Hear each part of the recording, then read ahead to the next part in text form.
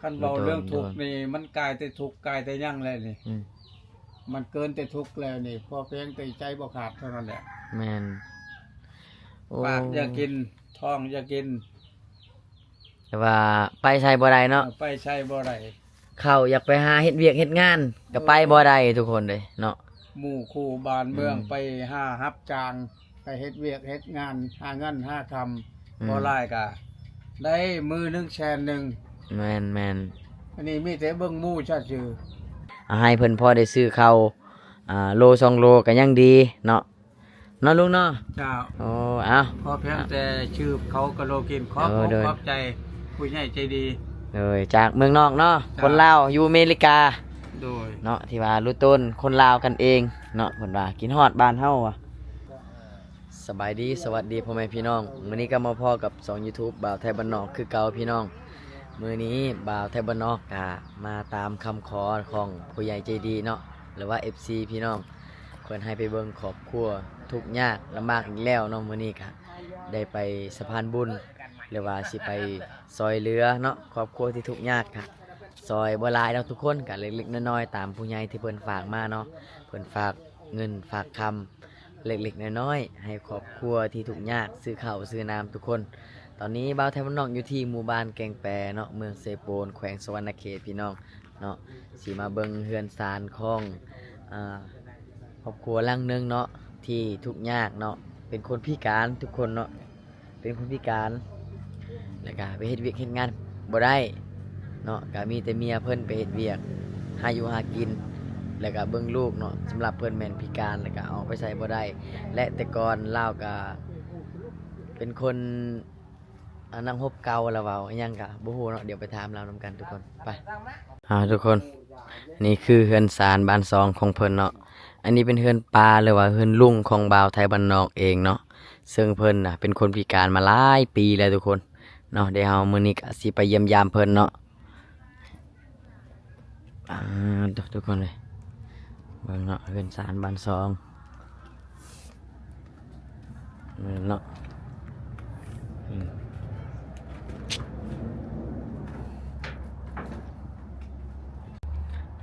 สบายดีอันนี้ก็คือลุงของบ่าวไทยบ้านนอกเนาะเพิ่นเป็นคนพิการมาหลายปีแล้วเนาะทุกคนเนาะก็ได้มาถ่ายคลิปลาวหลายเทื่อแล้วทุกคนเนาะมื้อนี้ก็มาเยี่ยมมายามครอบครัวเพิ่นคือเก่าทุกคนเนาะนี่แหละเพิ่นก็ไปเฮ็ดเวียกเฮ็ดงานบ่ได้นอนแอแลอยู่หม้องเก่านั่นแหละทุกคนเนาะเป็นพิการเป็นไรเดี๋ยวนี้ข้าวน้ำซ้ำปลาเฮาเป็นไรลุงไปกินเดี๋ยวนี้แล้วคนมันต้นก็ได้2 ล้านกีบหนึ่งโอ้สิกุมกินบ่ชำนั้นเดี๋ยวขาดข้าวน้ำจำปลาจักเฮ็ดได้แล้วนี่ของสิตายแล้วเนาะมันต้นก็ตายไปแล้วคนมันต้นหักกัน2 ล้านกีบเฉพาะกินบ่คน4 คนเนาะอยู่นำกันเนาะ4 คนอยู่นำกันเงิน2 ล้านกีบปลาแดกแป้งนัวก็อยู่หั่นข้าวก็อยู่หั่นสิกินได้ทุกอย่างเนี่ยอยู่ในหั่นหมดเนาะทุกอย่างกินหั่นหมดการนุ่งการถือก็อยู่ใน2 ล้านกีบพันเฮ็ดได้เฉพาะพอรวมแล้วก็คือหมดปีเนาะปลูกมันนี่ได้แต่2 ล้านกีบเนาะ2 ล้านกีบหมดปีนึงเนาะค่ารถค่าล่างอีก ได้ขายหมดปีได้2 ล้านกีบ2 ล้านกีบซื้อข้าวก็ได้ประมาณ2 กระสอบนึง2 กระสอบก็สิได้กินประมาณ2 เดือนเนาะบางทีก็บ่ฮอดเนาะบ่ฮอดชอบนึงมีแต่เช้า7 วัน50 โลเช้า7 วัน4 คนกินเข้าเดี๋ยวนี้50 โลต่อ7แชน50,000 กีบเดี๋ยวนี้เนาะโอ้พี่น้องเอ้ยเฮ็ดจังไดเนาะนี่แหละเพิ่นว่าปลูกมันหมดปีได้แต่2 ล้านกีบซื้อข้าวกระสอบ1 2 กระสอบก็หมดแล้วทุกคนเลยนี่แหละเนาะครอบครัวทุกอย่างปักมองจังซี่แหละทุกคนเนาะว่าแล้วก็หลายคนเนาะทุกอย่างเนาะแต่ทุกอย่างซื่อๆกับใครเด้พอไปเฮ็ดเวียกเฮ็ดงานได้นี่มันไปเฮ็ดเวียกไปเฮ็ดงานบ่ได้เนาะก็บ่ได้แหละพิการทุกคน ทุกข์ยากมันหลายคนทุกข์ยากแต่อยู่ค่ะย่างได้ไปเป็น ไปแม่นแล่นสะดวก แม่น อั แม่น ทุกข์ยากใกล้แต่ทุกข์ยากยังบ่ทันใจแต่ยังบ่ทันแบบว่าใจขาดเท่านั้น อืม ย่างบ่ได้ไปบ่เป็นนับแต่พักหญ้ากินกับไผสิไปหาให้ แม่นแหละเดี๋ยวนี้ก็ใส่แต่ปลาเพิ่นผู้เดียวไปเนาะ ใช่แต่ผู้เดียว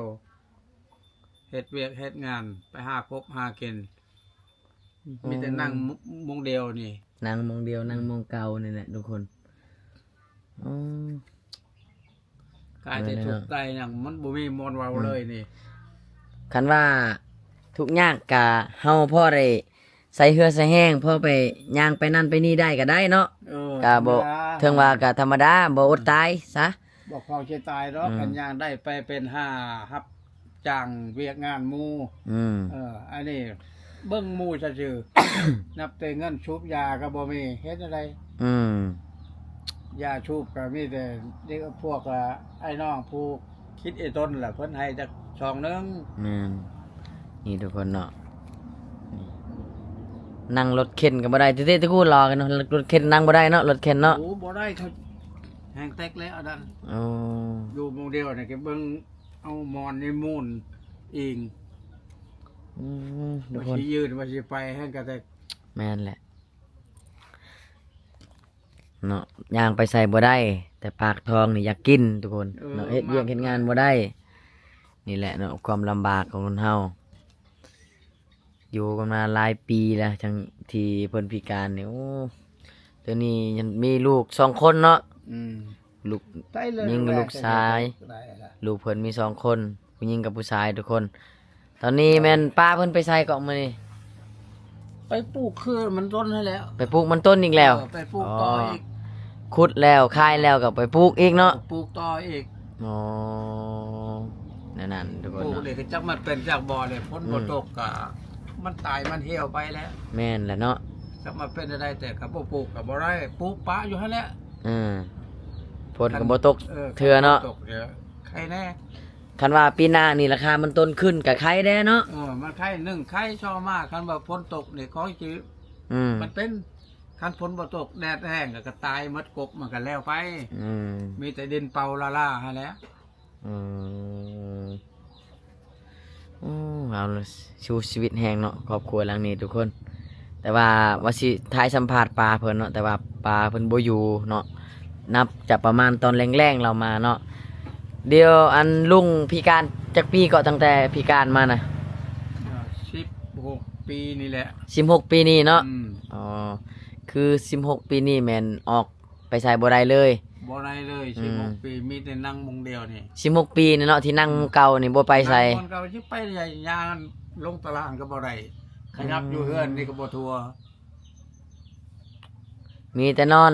มีแต่ นอนแล้วก็นั่งนอนแล้วก็นั่ง แล้วก็นั่งแล้วก็นอนเท่านั้น อืม บัดเท่านั้น แต่ แล้ว ยังแต่ใจบ่ขาดเท่านั้น โอ้เอาแล้วก็ คันเว้าเรื่องทุกข์นี่มันกลายแต่ทุกข์กลายแต่ยังแล้วนี่ อืม มันเกินแต่ทุกข์แล้วนี่พอเพียงแต่ใจบ่ขาดเท่านั้นแหละ แม่นโอ้ ปากอยากกินท้องอยากกิน แต่ว่าไปใส่บ่ได้เนาะ ไปใช้บ่ได้ เข้าอยากไปหาเฮ็ดเวียกเฮ็ดงานก็ไปบ่ได้ทุกคนเลยเนาะ หมู่คู่บ้านเมือง อืม ไปหารับจ้างไปเฮ็ดเวียกเฮ็ดงานหาเงินหาคำ อืม บ่หลายก็ได้มือหนึงแสนหนึง แม่นแม่น อันนี้มีแต่เบิ่งหมู่ชัดชื่อนับแต่ยาชูบนี่ก็ลูกหลานมาให้ อ่า ผู้ใดคิดไอ้ต้นก็เพิ่นทิมให้ช่องหนึง แม่ ยูบเมดนี่ก็อยู่ โอ้วัดข้าวยังเหลือจักกระสอบจักกิโลตอนนี้ข้าวกิน อันเด้ยัง เด็กทุกคน ได้10โลนึงนั่น โอ้นี่ข้าวนี่ ก็ นี่ จะเพิ่มพาหาใช้เงินช่องล้านเก็บนี่แล้ว เอาวันนี้เงินหมด2ล้านกีบแล้วไปหาคอไสบัดนี้ มีแต่ไปหาเฮ็ดเวียกจีนนั่นแหละ มีแต่ให้ปลาแล้วไปเฮ็ดเนาะ ให้ป้าแล้วก็ไป ปลาก็คือเมียของเพิ่นแหละทุกคนเนาะไปเฮ็ดเวียกผู้เดียว เลี้ยง3 คนเนาะเลี้ยง4 คนอยู่ในเฮือนนี่ลูกสาวกับลูกชายก็ยังน้อยทุกคนเลยเนาะ ลูกสาวก็ยังหน่อย ลูกชายก็ยังหน่อย นี่แหละทุกคนเนาะ ผมจะใช้การบ่ได้ แม่น มีแต่ไปนำบ้านนำเมืองไปนำหมู่นำครู เฮา ไป ผู้ รับจ้างกินเดี๋ยวนี้มือละแชนกีบนี่คงจะได้กินบ่ซ้ำนั้นสิพอ คันว่าย่างไปได้นี่ก็พอได้เบิ่งครอบครัวได้เนาะ คือเฮาจัง ไปได้ก็บ่ แม่ ได้ น ด่า แม่น ให้ห้าผักห้าหญ้าตามบ้าน บ่ยากเนาะ ใค ทุ ร กคน แน่ นี่จักเสียดแนวใด อันนี้จักชาวบ้านได้แหละ อืม หมดคมคืดเลยมีแต่ของตายเท่านั้น โอ้คันอยากกินก็หมู่เอาให้ก็สะทุเนาะ เจ้าทุกและคันหมูให้ มีแต่ว่าไทยบ้านคือคนไทยบ้านนี่ไผอุตนสงสารเพิ่นเนาะทุกคนเนาะก็เอาข้าวเอาน้ำมาให้เอายาสอกยาสูบมาให้เนาะคือเว้าความจริงแล้วก็บ่มีไผดอกอยากมีชีวิตเป็นคนพิการแบบนี้เนาะทุกคน แต่ว่ามันเป็นไปแล้วก็ต้องยอมรับมันเนาะ จำป็ คือเพิ่นนี่มีแต่ท่ากินอย่างเดียวแหละทุกคนเลยเนาะอันสิออกไปหาก็ไปหาบ่ได้สิข้านไปก็ไปบ่ได้อาศัยแต่เมียเพิ่นหายังมากินก็กินหากหญ้ากินก็กินทุกคนอือนั่นแหละก็เมื่อยเนาะ แบบเป็นเจ้าชาทีแท้นี่เจ้าชาทีใครได้มันย่างได้ไปเป็นมันได้ก็ได้ครับอันนี้เจ้าชาทีพิการนี่รัฐบาล นี่ เจ้า บ่าวแถวบ้านนอกมาลินเฮือนลุงแต่เช้าเนาะเพิ่นก็หาข้าวหาน้ำมาสู่กินอีกพี่น้องเอ้ยเนาะโอ้นี่แหละเนาะทุกคนอันนี้แม่นเฮือนศาลบ้านสองของเพิ่นเนาะนี่แหละเฮือนศาลก็มีแต่ซ้ำนี่แหละเฮือนหลังน้อยๆทุกคนเริ่มเริ่มพังหมดแล้วนี่อีกบ่ดนก็เพเลยเฮือนหลังนี้เนาะ เด้อยี่กบางเนาะ อืม บางเป็นประเดียว บ่ ก็ชุโลเลยแต่ว่า มานี่ต้องระวังเด้อทุกคนเด้อเวลาขึ้นเฮือนเพิ่นนี่ถ้าเหยียบลงไปนี่คือตกลงลุ่มเลยได้นี่ลงไปชั้นที่สองเลยได้นี่อันนี้ชั้นที่หนึ่งตกไปพุ่นละชั้นที่สองเลยบัดนี้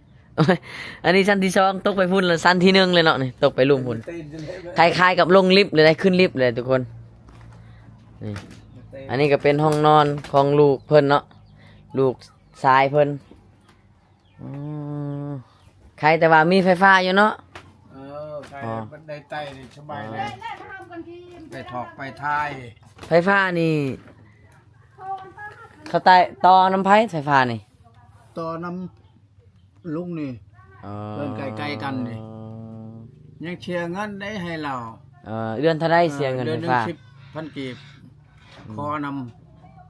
ำเขา เดือนหนึ่ง10,000 กีบ เดือนหนึ่ง10,000กีบปีหนึงก็แชนเช้าแหละ แล้วเจ้าน่ะไปเฮ็ดเวียกเฮ็ดงานบ่ได้เจ้าเอาเงินมาใช้ค่าไฟบ่นี่ เอ้ากับขายหน่อยนอตอกนั่นแหละ อ๋อมีแต่ มีแต่ใช้เมียแล้วแปลงหางาน5คำ อ่า แล้วชื่อปลาแดกแปลงนัวแน่แหละ ทุกอย่างแม่นเมียหาอยู่หากินผู้เดียวเลย หา ว่า กิ งั้ น น ผู้เดียวทุกจริงทุกอย่างเลยกันใดเงินแชนหนึ่งเอา10,000จะเชียร์ไผอะเชียร์ค่าไผอะ อาศัยแต่เมียเนาะวันนี้เนาะ คันใดแชนหนึ่งยังเหลือแต่เก่า10,000ก็ใช้เขา เขาจะใช้ผู้เดียวกับบ่ได้คือกันเอาก็อยากไต่คือกันคำบ่ไต่ไผบัดยากไปถอกไปถ่ายกลางค่ำกลางคืนกินข้าวกินน้ำปรับหมู่คูขึ้นมาแอนมาลมน้ำก็อยากแจ้งแน่ อ๋อโอ้พอลงแล้วกับเพิ่นอาศัยแต่เมียคนเดียวเลยทุกคนเฮ็ดเวียกเนาะ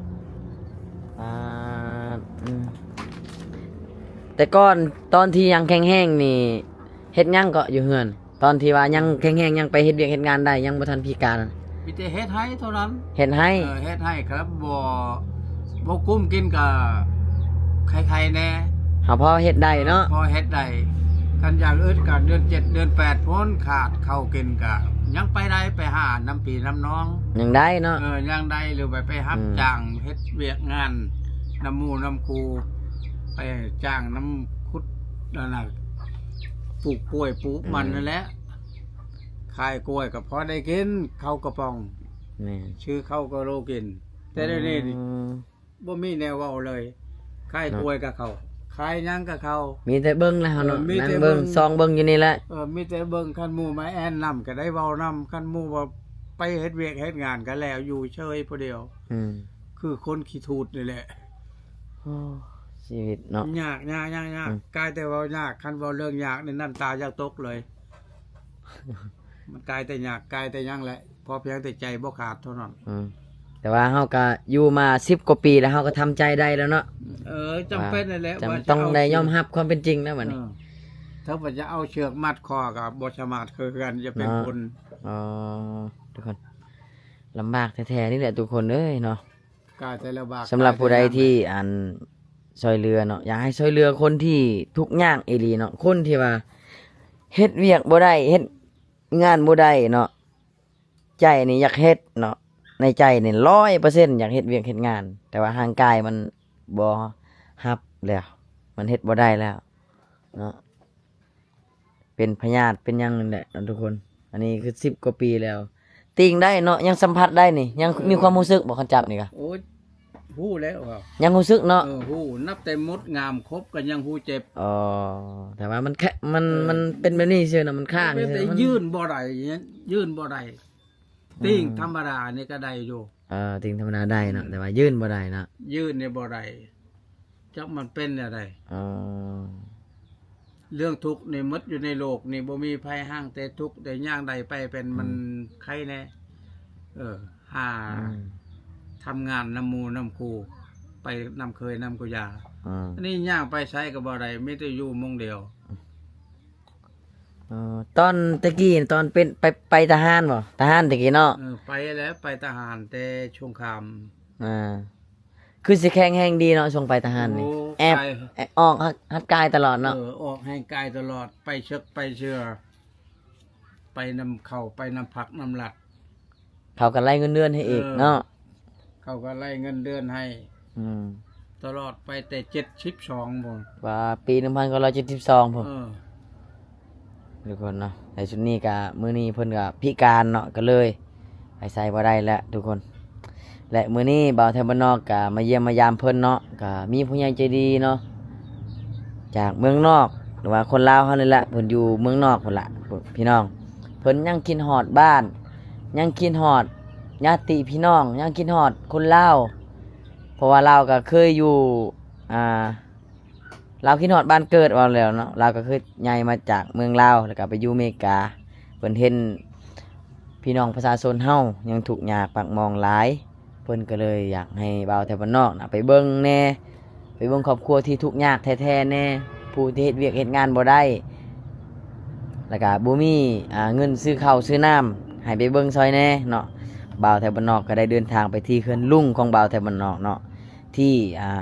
พิการแบบนี้มา16กว่าปีแล้วทุกคนเนาะออกไปใส่บ่ได้เฮ็ดเวียกเฮ็ดงานบ่ได้อาศัยแต่เมียหาอยู่หากินผู้เดียวทุกคนเนาะและมื้อนี้เพิ่นก็อยากให้บ่าวไทยบ้านนอกนะฝากเงินฝากคำไปให้เนาะเป็นเงินของเพิ่นแหละเพิ่นฝากให้ไปซื้อซอยซื้อข้าวซื้อน้ำเล็กๆน้อยๆนี่แหละเนาะทุกคนเนาะเพิ่นก็บ่ได้มีหลายดอกเพิ่นก็เฮ็ดเวียกเฮ็ดงานคือกันเนาะรับจ้างคือกันแต่ว่าเพิ่นเห็นแล้วก็รู้ตนสงสารอยากซอยอยากให้ครอบครัวที่ทุกข์ยากนะซื้อข้าวซื้อน้ำทุกคนเนาะเดี๋ยวบ่าวไทยบ้านนอกก็จะเอาเงินเล็กๆน้อยๆให้ลุงเพิ่นซื้อข้าวเนาะ เจ้า โอเคทุกคนเนาะโดนแล้วบ่ได้ไปถ่ายคลิปเพิ่นเนาะทุกคนเนาะบ่าวไทยบ้านนอกไปถ่ายกันคือว่าแหละบ่มี FC บ่มีผู้ใดสนับสนุนหรือว่าของฝากของตอนให้เพิ่นก็อายเพิ่นแหละเนาะไปถ่ายตลอดก็โอ้ยก็อย่างน้อยก็มีช่อง YouTube ช่อง1 2 2บ่หรือว่าน้ำบอกน้ำหวานตุกช่องตุกและจึงไปให้เพิ่นกำลังใจเพิ่นเนาะทุกคนเนาะเพราะว่าไทยบ้านนอกก็ตามที่ทุกคนเล่นแหละครอบครัวก็ทุกอย่างปากมองคือกันทุกคนเดี๋ยวบ่าวไทยบ้านนอกจะเอาเงินให้เพิ่นซื้อข้าวเล็กๆน้อยๆจากผู้ใหญ่เพิ่นฝากมาเนาะอันนี้เป็นจำนวนเงิน500,000 กีบด้วยทุกคนเด้อเพิ่นบอกว่าเอาไปให้ครอบครัวทุกอย่างแน่เนาะผู้ที่เฮ็ดเวียกเฮ็ดงานบ่ได้เอาให้เพิ่นพอได้ซื้อข้าวโล2โลก็ยังดีเนาะลุงเนาะ เจ้า เอาให้ซื้อโล2โลก็ยังดีกว่าบ่มีหยังเนาะ แม่น เพิ่นให้ซื้อเป็นกระสอบก็ดีถ้าเพิ่นได้สำไรเพิ่นก็ให้เพิ่นให้สำไรเฮาก็เอาสำนั้นแหละเนาะก็ยังดีที่เพิ่นเอาให้เนาะ เจ้าเจ้า โอ้เอา พอเพียงแต่ชื่อเขากะโลกินขอบขอบใจผู้ใหญ่ใจดี เลยจากเมืองนอกเนาะ จ้ะ คนลาวอยู่อเมริกา โดย เนาะที่ว่ารู้ต้นคนลาวกันเองเนาะเพิ่นว่ากินฮอดบ้านเฮาว่ะอยากซอยครอบครัวที่ทุกข์ยากเนาะบ้านเฮานี่คือทุกข์ยากกับทุกข์ยากอีหลี ใกล้บ้านเลยอันนี้ก็ได้ซื้อเข้าในตอนแรงเลย คันว่า เข้ากระพ้องกินเลย คันว่ารับจ้างก็มื้อละแสนกีบเนาะ มื้อละแสนกี่ก็ เพื่อสิได้ข้าวซอบหนึงก็โอ้ยเนาะน้ำตาย่อยทุกคน อันนี้ก็บ่ยังบ่ทันได้ แต่ก็ อ่า ได้แท้แล้วก็ 700,000เนาะ 50กีบ 700,000เนาะ 50,000กีบ ได้50โล ให้เพิ่นเก็บไว้ก่อนเนาะเก็บเหล็กผสมน้อยเองและบัดนี้ เจ้า โดยไปมื้อหน้าถ้าเพิ่นมีอันเงินมีคำเดี๋ยวเพิ่นอยากช่วยก็สิมาหาลุงใหม่อีกเนาะมื้อนี้ก็ถือว่ามาเยี่ยมมายามเล็กๆน้อยๆซ้ำนี่แหละเนาะทุกคนก็ต้องขอบใจผู้ใหญ่ใจดีเพิ่นเนาะที่รู้ตนสงสารทุกคนเด้เนาะเพิ่นก็ใจดีหลายรู้ต้นครอบครัวทุกอย่างปังมองแหละทุกคนยังอีกหลายครอบครัวที่เพิ่นอยากให้ซอยนะทุกคนเนาะ